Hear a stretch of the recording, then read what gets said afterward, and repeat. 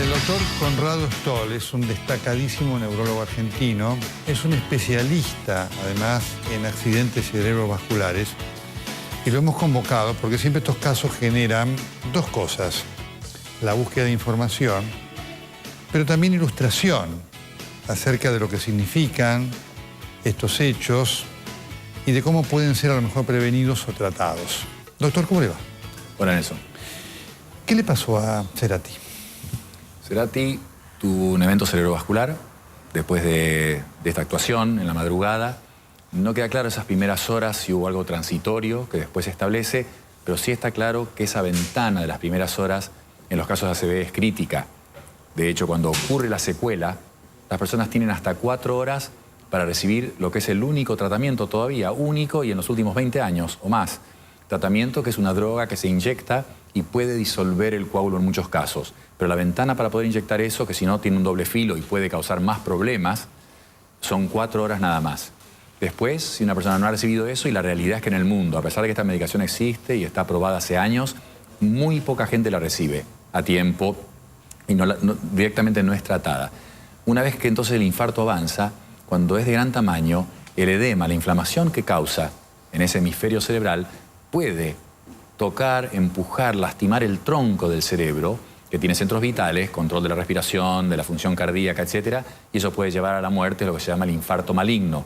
Y ahí viene un segundo tratamiento posible, que para impedir que la inflamación lastime el resto del cerebro, uno saca parte del cráneo, del hueso, literalmente, haciendo una ventana en la cabeza para que la parte inflamada pueda salir hacia afuera y no comprima el resto del cerebro. Ese es el tratamiento de las primeras 24 o 48 horas de una ACV por falta de irrigación en el cerebro.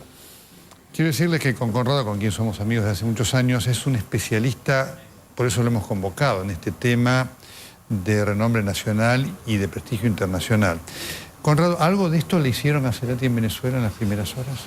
No, la droga de la que hablábamos es el TPA, sé que no la recibió. Yo venía de un viaje, de un congreso de ACV justamente, y me llamaron, alguien del entorno me habló y me pasó con los médicos. Esto fue en el día 2, cuando se decidían o estaban debatiendo si operarlo o no.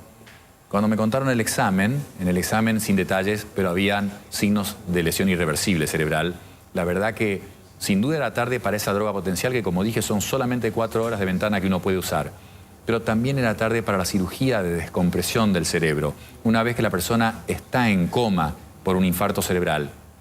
Y hay ciertos signos, por más que uno descomprima, no va a revertir. Por eso en muchas entrevistas o cuando se han cumplido aniversarios, a pesar de comentarios de familia y amigos que veían movimiento, actividad, decíamos que era improbable que ese estado vegetativo de falta de conciencia revirtiera como sucedió. O sea que el tratamiento, el de la cirugía especialmente, es muy importante. Cuando se sospecha que alguien ha tenido un infarto grande, y se puede sospechar clínicamente, y cuando uno ve la foto, la resonancia magnética, la tomografía, cuando uno sospecha, mientras la persona está despierta conversando, es que uno tiene que decidir hacer esa cirugía, hacerla, abrir una gran ventana en el cráneo para que se pueda desinflamar. Si uno espera que la persona esté inconsciente, los alemanes hicieron todo esto, de Heidelberg, en el sur de Alemania, son los que publicaron estos trabajos, se vio que si la persona ya está inconsciente o ya decaída, dormida, es tarde.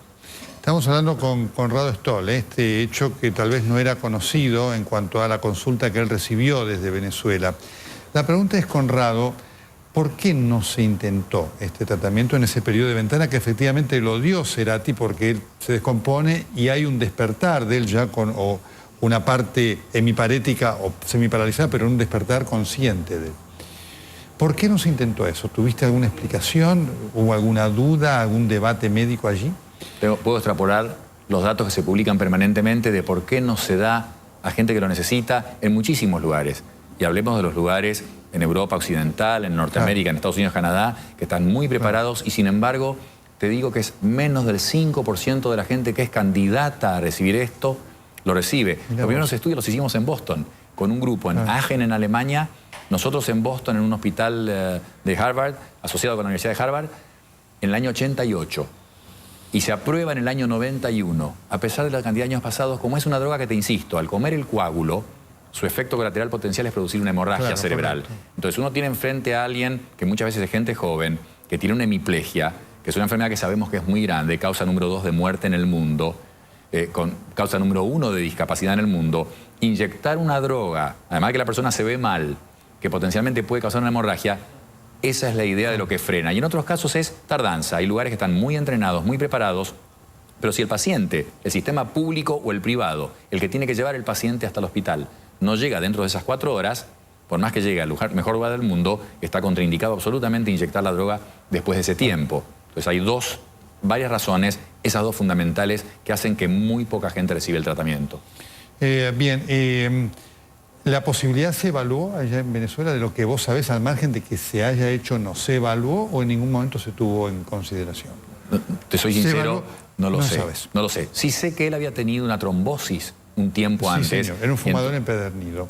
Y eso hace que una persona que es un adulto joven, tenía 50 años cuando pasó estos 51 años, ese antecedente puede hablar que hay una predisposición de la sangre a coagular más, y cuando vos has estado en un recital que se pierden literalmente cantidad enorme de líquido, deshidratación, y eso puede haber contribuido y generado una cantidad de ventanas de oportunidad que llevaron a la formación de un coágulo, que es el que probablemente causó el taponamiento de esa arteria que causó el infarto. Estamos hablando con el doctor Conrado Stoll, destacado neurólogo, un especialista además en todo el tema de los accidentes cerebrovasculares. Vamos a hacer una pausa y ya seguimos con él. Tengo una pregunta de Roxy también.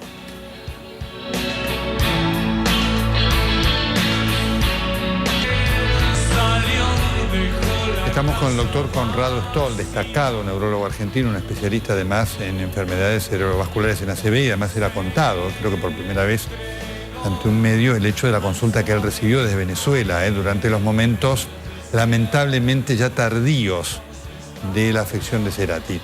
Conrado, Roxy tiene una pregunta para vos. Roxy, por favor. Sí, quería preguntarle al doctor porque conocemos varios casos de famosos que han pasado por una ACV de distinto tipo y que han quedado de distinta manera. Por ejemplo, el caso de Carlos Calvo, el actor, que está diferente, que su movilidad es diferente, que sufrió 2 ACV, no solamente 1, pero que sigue trabajando, que sigue en pie. Digo, ¿cuáles son las diferencias? ¿Qué tipos de ACV hay? Si se pueden prevenir.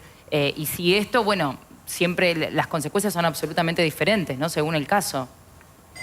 Absolutamente, sí, totalmente diferentes, pero el mensaje es este: si bien dependiendo del tamaño de la arteria que se tapa, dependiendo del área irrigada, está el área del lenguaje, hay un área motora de movimiento, áreas de sensibilidad, áreas de visión, todas juntas, todo depende de la extensión del infarto y de la arteria que se tapa o que se rompe. La hemorragia también causa ACV, el 85% son por taponamiento de arterias, lo que la gente llama trombosis, infarto, el 15% derrame, hemorragia. Pero, incluso hay una versión, es que es el transitorio, el ACV transitorio, que durante segundos, 1 minuto, una persona puede perder el movimiento totalmente de un brazo, o el habla, o la visión, y a veces la persona dice, bueno, se me pasó, no es nada. Y el mensaje es este: ACV es enfermedad de arterias, lo mismo que la enfermedad coronaria. Los factores de riesgo son exactamente los mismos, lo cual implica que la prevención de los factores de riesgo evitaría o disminuye la incidencia de que una persona pueda tener un infarto del corazón o del cerebro. Y el mensaje es: ¿cuál es el factor de riesgo más importante para sufrir una ACV o un infarto en el corazón? ¿Es el fumar, el comer mal, el tener exceso de peso, la hipertensión, el colesterol, la diabetes, todos lo que son los factores de riesgo arterial? Sí, por supuesto que son muy importantes, pero el más importante es haber tenido uno. Claro. O sea, que el que ha tenido una ACV, no importa cuál es la secuela, aunque sea una leve debilidad de la mano o incluso ninguna secuela, esa persona, por haber pasado por el evento cerebrovascular, que es enfermedad arterial, queda con un riesgo significativamente aumentado comparado con la población que no ha tenido esto, de tener otro. La buena noticia es que yo diría que muy recientemente, en los últimos 5 años, los distintos tratamientos, la agresividad en el buen sentido, de los tratamientos preventivos, agresividad en la presión, cada vez más baja, lo más baja posible, el colesterol, las nuevas guías dicen no tratar el número que sale en el papel que nos dan cuando nos sacamos sangre, sino tratar el riesgo individual que tiene cada uno. Y por ahí aumentar la medicación aunque se vea bien en el papel, si soy de alto riesgo. Sin duda el cigarrillo, sin duda el exceso de peso y el ejercicio, que tiene un rol también muy relevante. Conrado, el hecho de la trombosis que había sufrido Gustavo hacía unos años lo transformaba en un paciente de riesgo. Sí, definitivamente. Cualquier evento, ese es el punto clave.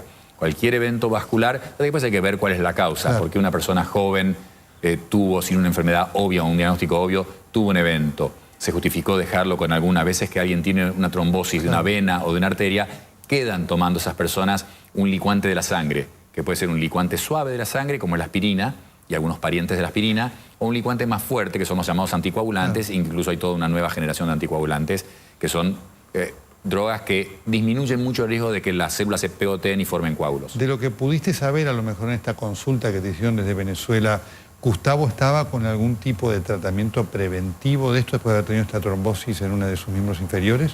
No lo sé, pero hablemos teóricamente de la persona que hubiera tenido un problema así, viajando en avión, por ejemplo. Esa persona debería tener cuidado especial porque el avión produce una deshidratación importante, naturalmente. De ahí el insomnio, de ahí que no haya que tomar alcohol, porque potencian esta deshidratación. Entonces hay que tomar ese licuante. Hay muchos estudios de vuelos y aumento de la incidencia de trombosis.